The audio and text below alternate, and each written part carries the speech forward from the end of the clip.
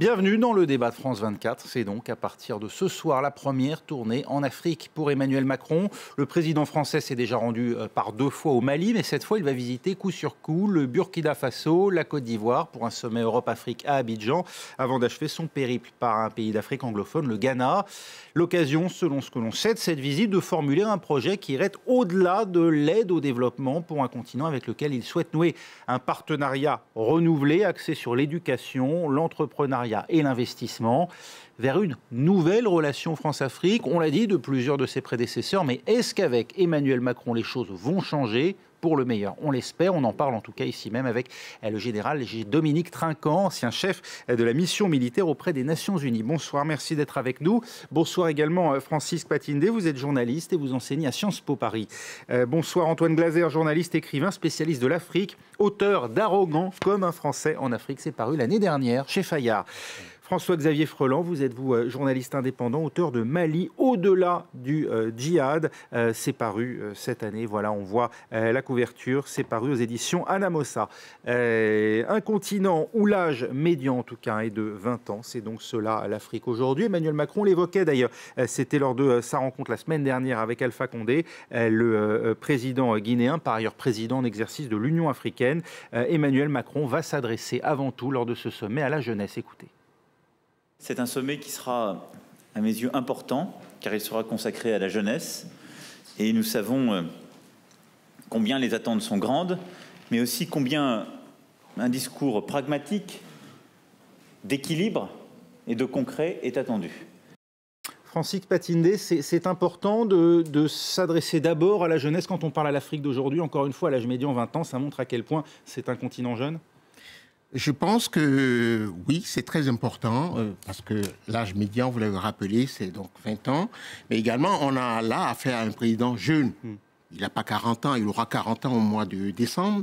Et donc, c'est intéressant de voir s'il va vraiment faire un discours fondateur, comme il dit, et renouveler le discours de ses 7 prédécesseurs sur la Ve République. Il va faire ce discours à l'université de Ouagadougou. Quel type de discours, justement, quels thèmes sont porteurs d'espoir aujourd'hui pour la jeunesse, en tout cas burkinabé? Moi, je dirais d'abord la démocratie, la lutte vers plus de liberté, une demande de bonne gouvernance par rapport au président, aux dirigeants africains, et puis le fait que les gens veulent un environnement renouvelé, ils veulent une croissance économique qui leur permette de ne pas traverser le Sahara, de ne pas traverser la Méditerranée, de rester, de vivre, de travailler et d'être heureux au pays.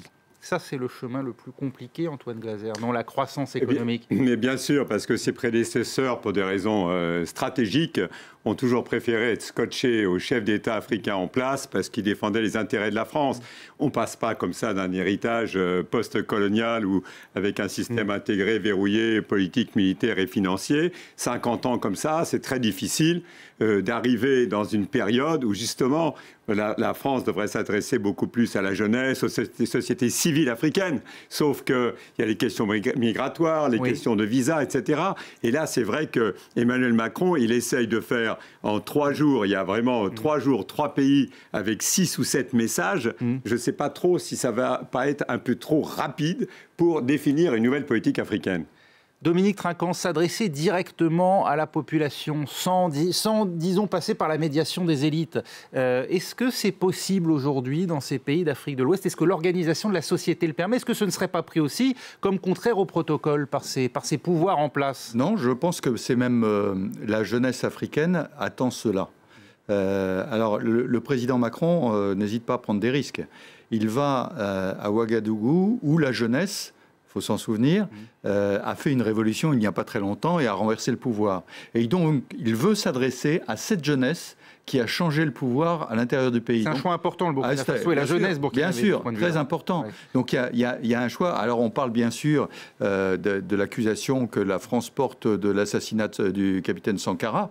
Hein. On va y revenir. Probablement un sujet de contestation. Mais pour lui, qui est un président jeune, comme vous l'avez très justement souligné, s'adresser à cette jeunesse africaine qui réclame des changements. Je voudrais rappeler qu'en ce moment, République démocratique du Congo, Togo, Cameroun, bon, pour ne pas parler du Zimbabwe, il y a quand même beaucoup de pays africains qui en ont assez de ces présidents un petit peu anciens et qui veulent, parce qu'ils représentent la majorité de la population, changer la donne. Et donc, le discours de demain, qui au passage a été tenu très secret, hein, va être intéressant. Alors, on va évoquer tous ces sujets, bien sûr, mais François-Xavier Freland, on cite souvent le Burkina Faso, justement, comme pays qui a su opérer sa transition, une révolte partie de la base et qui a coûté le pouvoir à Blaise Compaoré. Mais est-ce que ce n'est pas un cas finalement un peu à part? C'est-à-dire qu'on le cite en exemple et puis on a du mal derrière à trouver des exemples semblables pour dire que ça a essaimé ailleurs, quand on voit justement les velléités aussi de changements qui n'aboutissent pas forcément, comme c'est le cas au Togo, on vient de le dire. Alors déjà, sur le cas burkinabé, on n'a pas de recul pour savoir à quoi on a affaire. C'est très bien, c'est une nouvelle démocratie, ce sont des nouvelles autorités, etc. Il nous faudra peut-être quelques années pour savoir si tout ça ne va pas encore retomber. D'autant qu'il y a failli y avoir un coup d'État d'ailleurs, par la suite. Ça a mis un petit peu de temps à se stabiliser, on va dire. Pas trop vite dans l'enthousiasme. On a vu souvent en Afrique des nouveaux pouvoirs arriver et terminer comme les autres durablement et parfois encore pire que les autres. Donc, vous voulez dire les opposants d'hier qui, une fois au pouvoir, n'accordent pas l'opposition, ce qu'ils réclamaient pour eux-mêmes. On a vu des opposants arriver au pouvoir et faire comme les autres, y rester. Donc c'est un peu le premier cas de figure. Là aussi, on va en reparler. On va peut-être écouter justement les aspirations de cette jeunesse de Ouagadougou. Alors évidemment, ce qu'on va entendre ne se veut pas exhaustif, mais peut-être un peu représentatif des différents thèmes dont il va sans doute être question demain, dans les questions justement qui seront adressées à Emmanuel Macron. Écoutez. Je pense que c'est une joie pour nous de vraiment voir le président Macron. Voilà, c'est une joie pour nous parce qu'on sait que vraiment sa visite là va changer beaucoup de choses dans notre campus là. Je voudrais bien que le président Macron prenne le temps d'écouter nos frères burkinabés et essaie de trouver des perspectives pour résoudre le terrorisme au Sahel. Concernant le franc CFA, on a constaté même que dans les pays francophones là, ça ne va même pas. On est tous en retard. Donc s'il peut résoudre le problème, il n'a qu'à résoudre le problème. Bien vrai qu'il vient d'arriver, il est nouveau, mais sincèrement, s'il peut résoudre le problème du franc CFA, ils n'ont qu'à nous donner notre propre monnaie propre à l'Afrique entière. C'est ce que nous avons vu. Francis Patindé, l'affront d'une partie de la jeunesse d'Afrique francophone s'est cristallisé autour de cette monnaie, le franc CFA. Pourquoi ? Parce que c'est le dernier, si je puis dire, lien ombilical avec l'ancien colonisateur. En tout cas, c'est la face la plus visible de ces relations-là. Donc, comme il y a beaucoup de passion autour du franc CFA. Pour résumer, le franc CFA est accusé d'être responsable de la cherté de la vie ? D'abord, de façon générale et de façon quasi idéologique, d'être le lien, d'être le symbole de la présence ou des résidus de présence coloniale française. Donc c'est un symbole d'impérialisme. De l'impérialisme. C'est vécu comme tel. C'est-à-dire qu'un pays indépendant, vous savez, en Afrique, vous avez le Nigeria, le président va au Ghana, et le Ghana a sa propre monnaie, qui s'appelle le Cedi. Et donc le Ghana n'a pas ce lien ombilical avec la Banque d'Angleterre ou la Banque européenne, quand l'Angleterre était membre de l'Union européenne. La volonté de battre monnaie, évidemment, elle peut se comprendre, puisqu'on voit ici même, d'ailleurs en France, un certain nombre de souverainistes, comme on les appelle, qui souhaiteraient sortir de l'euro précisément pour cette raison. Antoine Glaser, est-ce qu'il y a des motifs économiques également à ce ras-le-bol du CFA qui s'exprime chez les jeunes ? Oui, mais c'est essentiellement, je suis d'accord avec Francis, c'est vraiment idéologique et politique. Vous aviez un système intégré, politique, militaire, financier, il y a eu des nouveaux accords de défense, et ce qui reste, c'est le franc CFA. Alors, franc CFA, on peut dire tout ce qu'on veut. Je veux dire, moi, je ne suis pas en économie, je ne vais pas dire, voilà, est-ce qu'il faut séparer l'Afrique de l'Ouest de l'Afrique centrale, vous avez deux banques centrales. Ce qu'il faut reconnaître quand même, ce qu'il faut dire, c'est que vous avez toujours à la Banque de France, ce qu'on appelle le bureau de la zone franc, où il n'y a pas un seul Africain, où c'est uniquement géré par des Français. Et quand vous avez les réunions de la zone franc, réunions de printemps et réunions d'automne, c'est 2 fois à l'an, vous avez les ministres des Finances, mais tout est préparé, tout est emballé. Donc, ce n'est pas la responsabilité de la France, c'est la responsabilité des États africains. Pourquoi les ministres des Finances, ils n'en discutent pas plus? Il y a un certain nombre, d'ailleurs, de chefs d'État africains qui ont remis en question aussi le franc CFA. Mais c'est à eux de définir autre chose. Et ça ne se fera peut-être pas dans le cadre cadre général des 14 anciennes colonies qui ont le franc CFA. Peut-être qu'il y aura à un moment donné un décrochement ou un décrochage entre l'Afrique de l'Ouest et l'Afrique centrale, parce que la dévaluation ne sera pas la même entre les pays pétroliers d'Afrique centrale, où il risque d'avoir une dévaluation, alors que l'Afrique de l'Ouest, qui pourrait être intégrée avec, au sein de la CEDEAO, avec le Nigeria, le Ghana, il y a des perspectives, on voit beaucoup plus les perspectives, alors que sur l'Afrique centrale, c'est beaucoup plus compliqué. Mais c'est quand même une forme d'anachronisme historique. François-Xavier Frollo, si on nommait l'appellation de franc, est-ce que même l'idée d'union monétaire, elle se justifie pour ces pays, ou est-ce que c'est une aberration? Parce que c'est vrai que quand on entend Antoine Blazet, on voit bien qu'il n'y a pas forcément d'harmonie au plan économique. Je partage l'avis de mes confrères, avec peut-être un bémol, c'est qu'une fois de plus, c'est typiquement l'argument qui va d'ailleurs faire qu'on va faire polémique pendant toute cette émission pour victimiser l'Afrique et culpabiliser la France. C'est typiquement... Mais non, puisqu'on dit que ce sont les chefs d'État africains qui sont les premiers responsables. Non, mais vous savez très bien, vous savez très bien que derrière, ce qu'on veut expliquer, c'est que la France, et d'ailleurs vous l'avez plus ou moins dit, ce sont les Blancs, la France, etc., qui manipulent. Oui, mais c'est la responsabilité des chefs d'État africains avant tout. C'est eux qui doivent prononcer. D'accord. Sur le fond, on est à peu près d'accord, mais je regrette qu'à chaque fois qu'on parle de la relation entre la France et l'Afrique, on en arrive à des caricatures, parce que ni vous ni moi ne sommes réellement des économistes, ni vous ni moi ne savons exactement ce qui pourrait remplacer le franc CFA, mais on va polémiquer autour de cette table pour finalement caricaturer un système monétaire qui a fonctionné 50 ou 60 ans, avec évidemment beaucoup de critiques et de difficultés, mais qui est toujours là. Bon, au-delà de la monnaie, moi je pense quand même que les relations entre la France et l'Afrique relèvent de l'anachronisme, comme disait Antoine tout à l'heure, parce que c'est quand même pas des relations normales. Et d'ailleurs, la preuve en est que le président va là-bas pour prononcer un discours fondateur. Si on fait un discours fondateur, ça veut dire qu'on fait le constat qu'il y a plein de choses qui ne vont pas. Est-ce que c'est pas le lot de tous les présidents français à leur entrée à l'Élysée lors de leur premier déplacement? Alors la petite différence, on a dit que Macron n'a pas connu la colonisation, il n'a pas connu les indépendances. J'ai pu vous dire qu'il n'a pas connu les 2 premières décennies de post-indépendance non plus. Donc c'est quelqu'un de totalement neuf. Une page blanche. Mais est-ce que c'est mieux forcément de ne pas avoir connu justement les difficultés, Dominique Racan? Oui, mais je pense, je reviens à ce que je disais en introduction, il y a une jeunesse extrêmement importante en Afrique aujourd'hui et il la regarde avec des yeux neufs. Donc c'est extrêmement important. Le discours qu'il veut faire, alors, relation normale ou anormale, moi j'avoue que je ne comprends pas très bien parce que je vais très très souvent en Afrique et la relation, elle est dans les deux sens. Je veux dire, il y a beaucoup d'Africains qui sont attachés à la France. C'est pas seulement la France qui rattache l'Afrique. Donc je ne sais pas quelle est la relation normale. En revanche, je trouve très bien qu'un jeune président, effectivement, apporte à la jeunesse africaine, parce que ça je l'entends dans les rues en Afrique, a besoin d'un regard neuf. Et souvent ils nous disent la politique maintenant il faut la voir différemment. Donc c'est très bien qu'il fasse cette démarche. Un conseil présidentiel pour l'Afrique. Oui. Emmanuel Macron s'est entouré spécifiquement de cet organe qui n'existait pas avant. C'est pourquoi? C'est pour parfaire sa connaissance, parce qu'il n'est pas forcément au fait de l'Afrique. Il a quand même effectué son stage de l'ENA, enfin une partie, au Nigeria. Donc il n'est pas complètement... non, je pense que c'est pas que c'est pour ça. Je pense que c'est pour entendre une deuxième voix.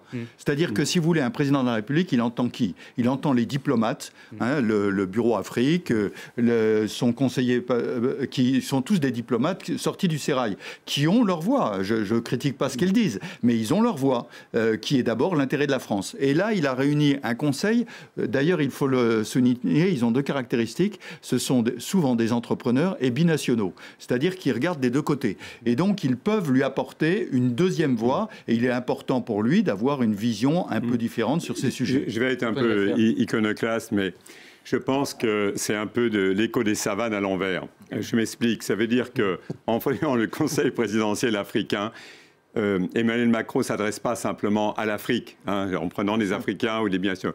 Il s'adresse surtout aux diasporas africaines en France ou les Français d'origine africaine.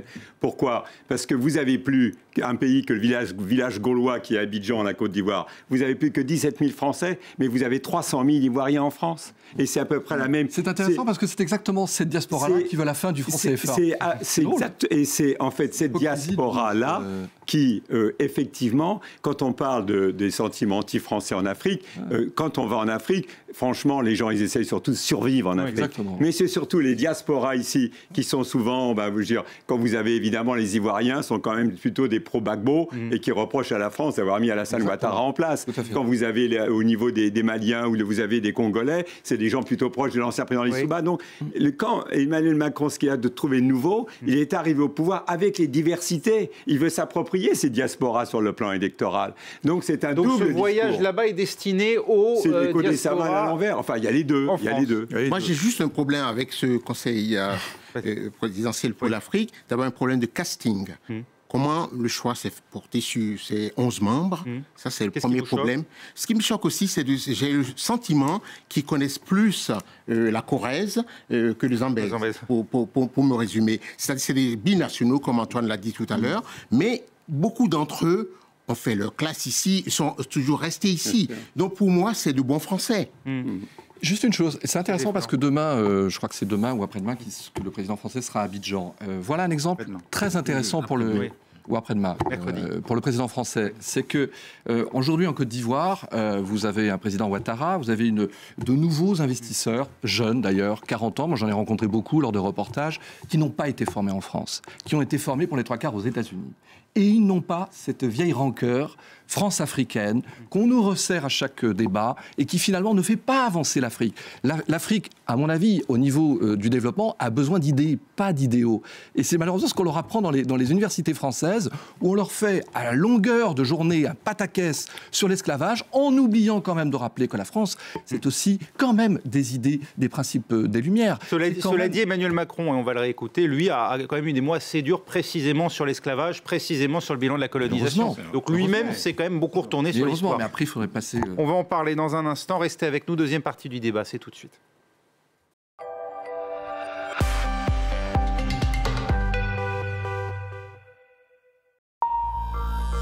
On est toujours ensemble sur France 24. Bonjour, bienvenue si vous nous rejoignez.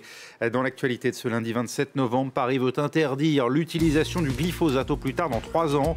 Réaction à la reconduction aujourd'hui par l'Union européenne de la licence pour 5 années supplémentaires de cet herbicide classé cancérogène probable par une agence de l'OMS. La France avait voté contre. Emmanuel Macron, lui, débute au Burkina Faso sa première tournée africaine. Discours attendu demain devant des étudiants à Ouagadougou avant le sommet Europe-Afrique à Abidjan mercredi. Pour l'occasion, le chef de l'État accordera à France 24 un entretien exclusif. Et puis le pape François, lui, est en Birmanie. Première visite sur place pour un souverain pontife alors que le pays vient de connaître l'exode des Rohingyas, la minorité musulmane, victime selon l'ONU d'épuration ethnique. Face au Saint-Père, le chef de l'armée se défend de toute discrimination religieuse. Deuxième partie du débat à présent et on revient sur la tournée qu'effectue Emmanuel Macron à partir de ce soir en Afrique.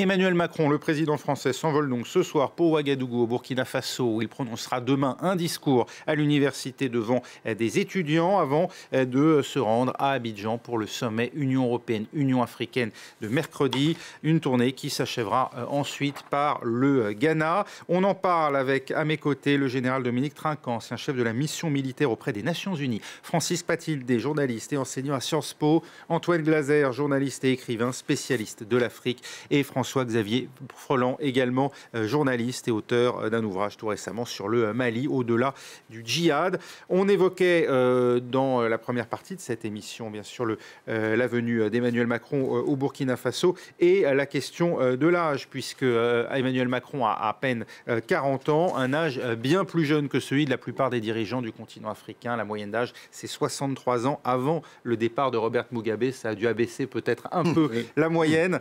Toujours est-il qu'Alpha Condé lui-même saluait la semaine dernière le rôle que pouvait jouer par son itinéraire Emmanuel Macron en Afrique. Écoutez.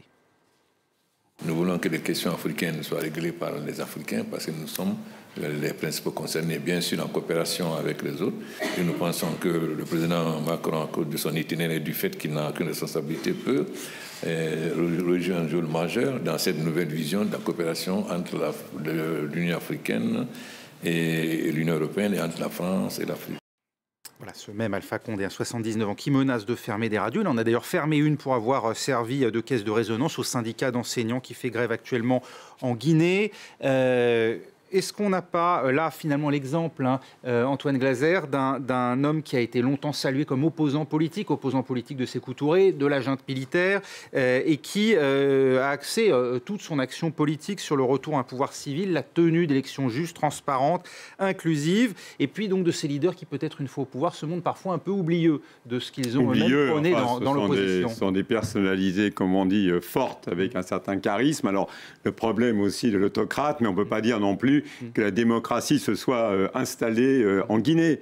Ceci dit, c'est vrai que c'est là où le rapport va être intéressant, parce que Emmanuel Macron, j'ai l'impression que sa tendance à lui, contrairement au paternalisme, nos amis les Africains, c'est ça qu'on a connu pendant 50 ans et toutes ces dernières années, même sous François Hollande, soit un président de droite et de gauche, ça n'a pas beaucoup changé là-dessus. Ça va être, on sent qu'Emmanuel Macron, c'est vous, moi c'est moi, vous c'est vous. Oui. Et on sent qu'il a déjà fait à Gao, quand il était allé à Gao, où il a dit, moi je suis comptable des morts des soldats français, je veux dire au Mali, et faites que chacun fasse son boulot. Oui. Et même vis-à-vis d'Alpha Condé, qui que ce soit, c'est Alpha Condé, il a plus besoin de l'argent chinois actuellement pour l'exploitation des mines que de la France. Il ne faut pas se leurrer non plus sur l'influence de la France. On est toujours... Surtout en Guinée. Surtout en Guinée. Une trajectoire particulière. On croit qu'on est toujours comme ça, il vient à Paris, tout ça. Mais les chefs d'État africains qui ont l'esprit Tour Eiffel sont en voie de disparition. Maintenant, les mecs, ils ont l'Afrique, c'est l'Afrique monde. Ils ont le monde entier dans leur salle d'attente.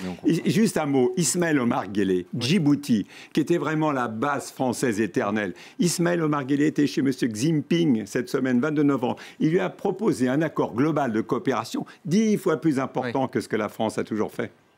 Emmanuel Macron est conscient de cela, Dominique Trinquant, et donc le corollaire, c'est est-ce qu'il va être l'avocat infatigable des droits de l'homme, ce qu'ambitionnait dans son temps Nicolas Sarkozy, ce qui n'a pas été François Hollande non plus, ou est-ce qu'il est conscient justement des limites de la France et il ne va pas chercher à interférer dans les affaires intérieures des États? Je pense qu'il est parfaitement conscient des limites de la France. Les droits de l'homme sont un sujet, mais ce n'est pas un sujet majeur, c'est un pragmatique, et donc il va falloir qu'il traite avec un certain nombre de chefs d'État sur lesquels les droits de l'homme ne sont pas exactement ce qu'ils sont chez nous, mais il n'y a peut-être pas de leçon à donner non plus aux Africains. Et le troisième point, en fait, c'est qu'il connaît bien aussi le rôle que l'Afrique, souligné par la diaspora, mais aussi par le Conseil de sécurité des Nations Unies, par les Nations Unies, le rôle que l'Afrique joue au bénéfice de la France, en sens inverse. Si vous voulez, aujourd'hui, sur ce qui est un peu ma spécialité, les opérations de maintien de la paix, 80% sont en Afrique. 80% de ces sujets sont traités au Conseil de sécurité, où la France est membre permanent, bientôt le seul membre permanent de l'Union européenne, d'ailleurs après le Brexit, et les Africains et la France travaillent ensemble au Conseil de sécurité. Et la France conserve ce rôle pour de multiples raisons, bien sûr, mais l'Afrique en fait partie. Grâce à l'Afrique, d'ailleurs. Alors, c'est intéressant parce que sur les droits de l'homme, en fait, et je regarde... Parce qu'on s'interroge sur quelle position doit adopter la France. C'est intéressant parce que j'écoutais Smoké, qui est un des grands défenseurs de la société civile au Burkina, les citoyens, des dirigeants, et qui disait « la France ne doit plus défendre les dictateurs ». C'est intéressant, en parlant de Compaoré, l'ancien président. C'est intéressant parce qu'on lui reproche à la France de défendre des dictateurs affreux comme Compaoré, mais on lui reproche de faire tomber des dictateurs comme Kadhafi en Libye. Donc, vous voyez, il y a un deux poids, deux mesures qui est un peu gênant. Et en fait, c'est toujours la faute de la France. Quelle que soit sa position, il y a toujours une critique coloniale. On lui en veut toujours. On l'a peut-être aussi reproché à la France parce qu'elle avait reçu Kadhafi avec tant d'égards. Oui, non. On lui en veut aussi dans certains milieux d'élite. Alors, je ne parle pas de ces milieux de la société civile. Quoique, parce que souvent, ces milieux de la société civile, et je ne vais pas tous les critiquer, et heureusement qu'il y en a, et qu'ils ont fait cette révolution au Burkina. Simplement, souvent, ce sont des gens quand même qui ont eu la possibilité d'étudier, en France pour la plupart, et qui se retournent un petit peu contre, on va dire, l'ancien protecteur. Voilà. Francis Patinet. Je ne pense pas que la majorité des jeunes Africains aient étudié en France, première chose.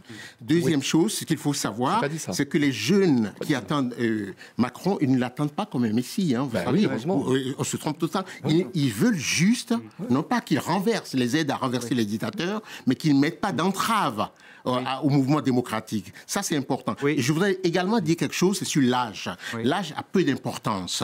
C'est la durée, le nombre d'années passées en place qui est important. Vous savez, le président le plus jeune d'Afrique s'appelle Kabila. Il a 46 ans. Il accuse déjà 17 ans de pouvoir. Et il n'est pas prêt de partir. Francis Patidé, sur les attentes à l'égard d'Emmanuel Macron, notamment en matière de respect de l'état de droit, disons, il y a quand même la demande de l'extradition du frère de Blaise Compaoré. On accuse aussi la France d'avoir permis à Blaise Compaoré lui-même d'avoir fui vers la Côte d'Ivoire. Il y a aussi ces accusations sur effectivement le secret défense qui pèse sur les conditions de l'assassinat de Thomas Sankara. Absolument, c'est scandaleux qu'on ne puisse pas savoir. Donc il y a bien une exigence à l'égard de la France. Et les chercheurs français, comme les chercheurs africains, ont besoin de savoir. Vous savez, une bonne partie de l'Afrique a échappé aux Africains. Oui. Il est anormal qu'un chef d'État, fût-il révolutionnaire, qu'on n'ait pas accès à son dossier. Nous, les chercheurs, les historiens français, moi j'enseigne en France, j'ai besoin de savoir pour enseigner également aux générations à venir. Donc c'est normal. Mais les gens n'attendent pas un jeune président français comme un messie. Il y a ces attentes à l'égard de la France, de transparence et aussi de ne plus servir de sauf-conduit, de ne plus servir de sauf-conduit ou de ne plus soutenir demain des dirigeants. Même les jeunes, ils connaissent l'histoire, il ne faut pas croire.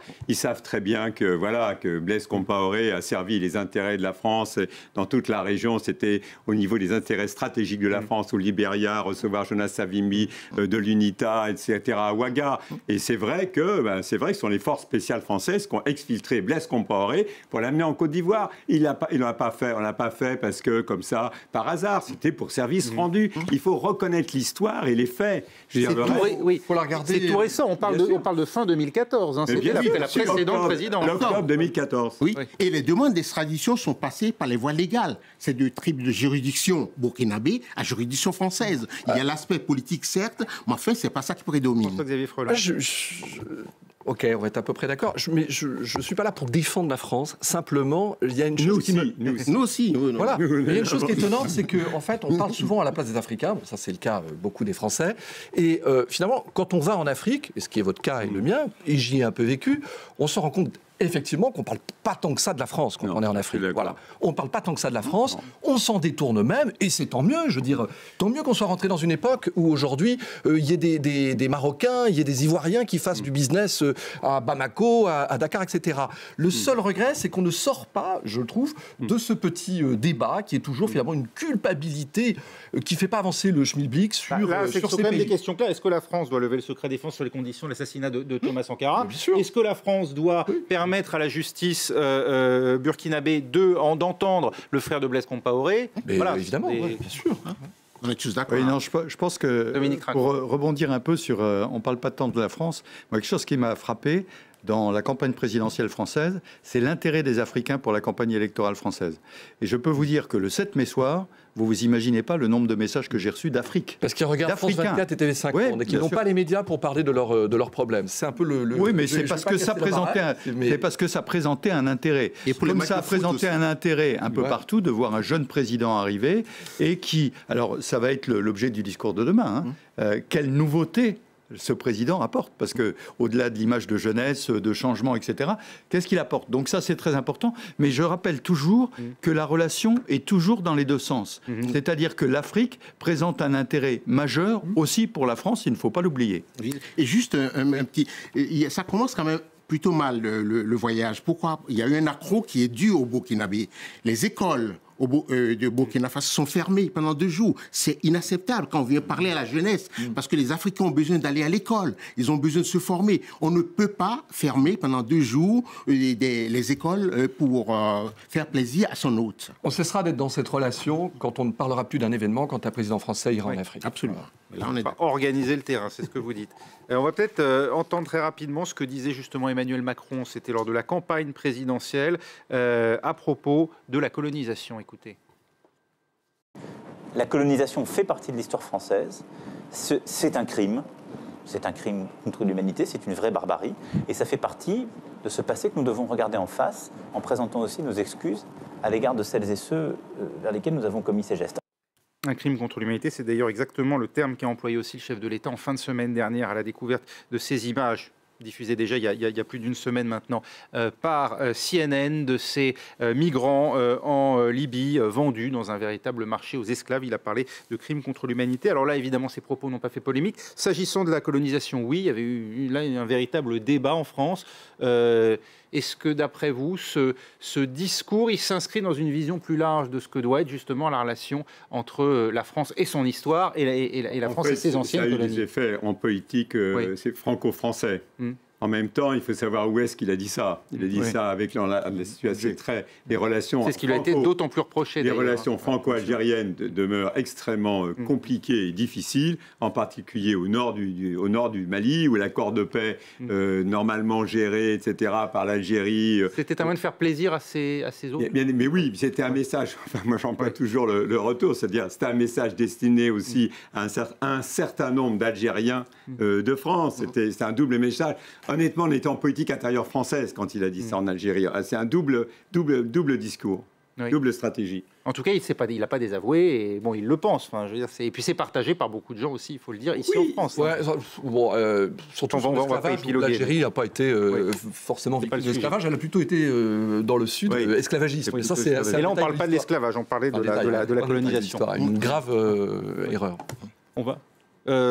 On va peut-être parler d'un autre sujet, sauf si vous voulez, vous avez encore là-dessus, parce qu'il y a évidemment l'autre gros sujet qui va être débattu lors de ce sommet Europe-Afrique, bien sûr. Alors c'est le rôle, bien sûr, que peut jouer l'Europe, et plus généralement dans les questions de partage en matière de défense, de lutte contre le terrorisme, le fameux G5 Sahel, le rôle que joue déjà la France au sein de Barkhane, et qu'à terme l'Europe peut éventuellement l'aide que l'Europe peut éventuellement aider Dominique Trinquant. C'est un sujet vraiment. Il n'y a que la France qui se sent vraiment concernée, ou est-ce que les autres puissances européennes sont à l'unisson? Il n'y a pas que la France, mais la France a un rôle très particulier, à plusieurs titres. On a parlé suffisamment des liens coloniaux, post-coloniaux, pour ne pas revenir là-dessus. Aujourd'hui, il y a un problème majeur, et qui est lié à la jeunesse, qui est le problème de l'immigration, et qui est un problème majeur. Or, souvenez-vous, la première visite que le président Macron a fait aux forces françaises au Mali, il a bien insisté qu'il venait avec l'Agence française de développement. Et le problème est le développement. Les premiers déplacements ont été faits aussi avec les Allemands, pour amener les Allemands. Et lorsqu'on discute sécurité, alors là, lorsqu'on discute de sécurité en Europe, on a un problème majeur. C'est que vous avez la moitié, sinon les trois quarts de l'Europe qui regardent à l'Est, et vers le Sud, vous avez globalement les Français, les Italiens et les Espagnols. Et il faut impérativement... L'Afrique est notre voisin le plus proche, et les mouvements migratoires ne pourront pas être évités, parce que maintenant, si aujourd'hui on prend des mesures pour limiter la démographie en Afrique, les effets se feront sentir dans 30 ans. La vague migratoire, elle est aujourd'hui. Donc ce problème, il doit être traité aujourd'hui. Pourquoi des start-up? Pourquoi des entreprises? C'est pour implanter des entreprises en Afrique. Un chiffre simplement, le Niger, 3 millions d'habitants au moment de l'indépendance. 20 millions aujourd'hui, 40 millions demain, 60 en 2050. Il y aura 20 millions de Maliens qui ne vivront pas au Niger, c'est évident. Donc ce problème-là doit être traité, et il est important que l'Europe vienne. Il y a la Chine qui s'investit beaucoup, la Turquie qui s'investit, le Maroc, pays africain qui travaille beaucoup aussi dans l'Ouest africain, mais il est impératif que les Européens réalisent qu'ils doivent s'investir là-dedans, et je crois que la France a un rôle à jouer là-dedans, parce qu'elle a une certaine pratique de tous ces pays africains pour emmener les Européens à faire un effort vis-à-vis de l'Afrique. Qui ne se limite pas qu'à la sécurité. On comprend bien évidemment l'intérêt économique. Pas qu'à la sécurité. Il y a cette prise de conscience chez les Européens. Mais non, mais la sécurité, c'est le phénomène à cause de l'absence de développement. Il faut dire aussi qu'il ne faut pas se leurrer. Ça arrange les partenaires européens de la France, ça les arrange. Les Allemands, les autres, ils font le business. Ils ont un réseau de PME, ils font le business. Et puis, c'est la France en première ligne. J'ai toujours dit que la présence de l'armée française sert de cache-misère à une présence française globalement déshérence. Ça veut dire, quand vous êtes en Afrique, vous voyez bien, il y a le monde entier. Par contre, la France, on a l'impression toujours, il y a l'armée française et autres. Mais encore une fois, les autres font le business. Et bon, c'est vrai qu'Angela Merkel a fait un effort. Il y aurait 1000 soldats maintenant allemands, mais qui sont en décamp dans le cadre de la mission des Nations Unies, mais pas comme combattants. Et on voit bien qu'avec le G5 Sahel, finalement, la grosse contradiction en France. C'est qu'en même temps, on dit G5 Sahel, il faut aider les armées africaines, etc., à se prendre en main et tout. Et en même temps, amusez-vous à taper le budget 2018. Vous allez voir que la coopération militaire française, il n'y a plus que 300 coopérants. C'est une misère, même pas 80 millions d'euros. Vous voyez, on dit on va former les Africains et le budget, il n'y a plus de budget. Il y a un double discours, François-Xavier Freland. On met pas du tout les moyens en adéquation avec les objectifs. C'est surtout que, notamment au Mali, on parle toujours du G5 Sahel et c'est très bien. On voudrait tous que les Africains organisent leur défense, sauf que tous les militaires, les experts militaires sur le terrain vous diront qu'ils ne sont pas encore prêts.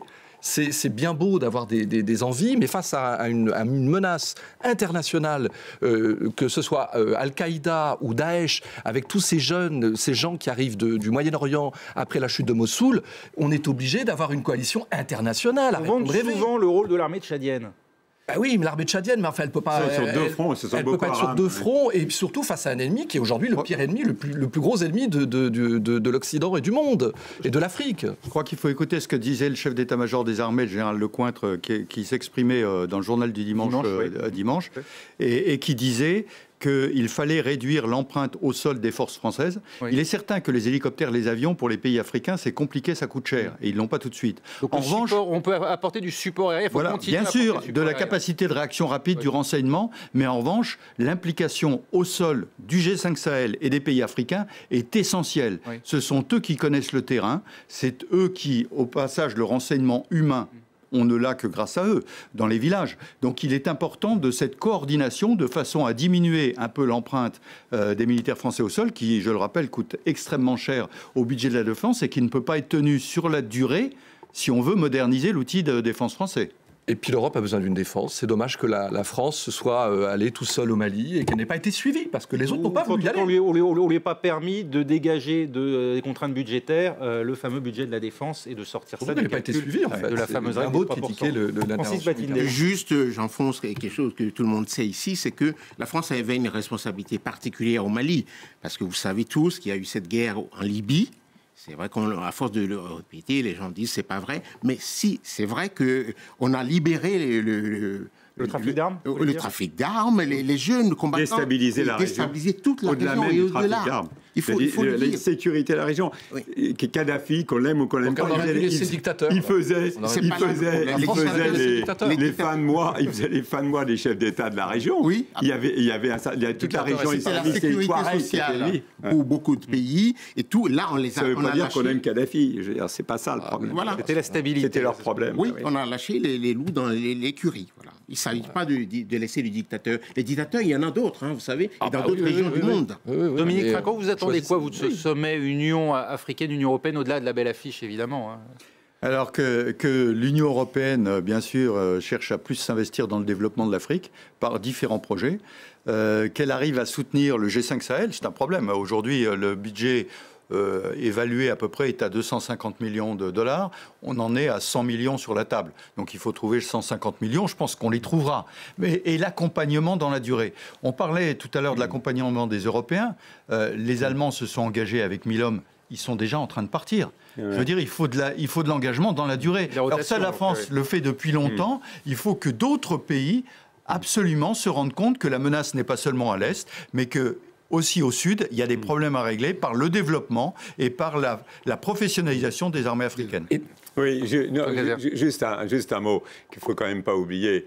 On a parlé parce que le message, il est la jeunesse africaine, Union européenne, et ensuite le Ghana pour montrer qu'on n'est plus dans le PKI francophone. Il ne faut pas oublier le business, parce que quand même, Emmanuel Macron, il va au Burkina Faso inaugurer une centrale solaire, et surtout, il va à Abidjan poser la première pierre, avec quand même, il faut quand même le dire, que c'est la France qui prête 1,4 milliard d'euros avec l'AFD, la BPI, le C2D, bref, le contribuable français va pouvoir prendre le métro à Abidjan, parce que vraiment, c'est Bouygues, Thales.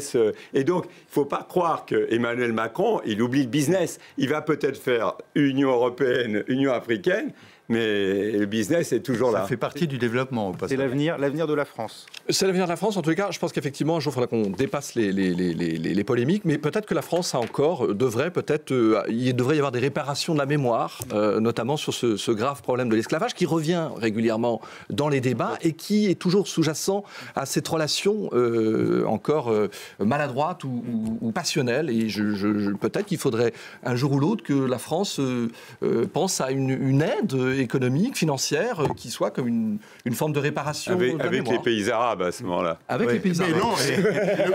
Non, avec le Portugal, la Hollande. Exactement.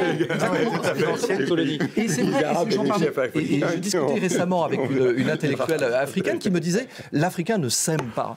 Et c'est vrai, c'est un sentiment parfois qui est lié à ce mépris qu'il y a eu effectivement pendant la colonisation.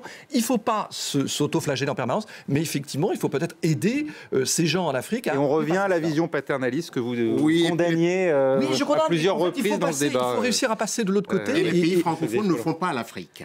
C'est une minorité. Oui. Mais c'est l'Europe d'ailleurs, moi je ne dis pas que la France, c'est l'Europe. Merci beaucoup en tout cas François-Xavier Freland, merci à vous Francis Patindé, merci à Dominique Trinquant et Antoine Glaser d'avoir participé à ce débat. L'actualité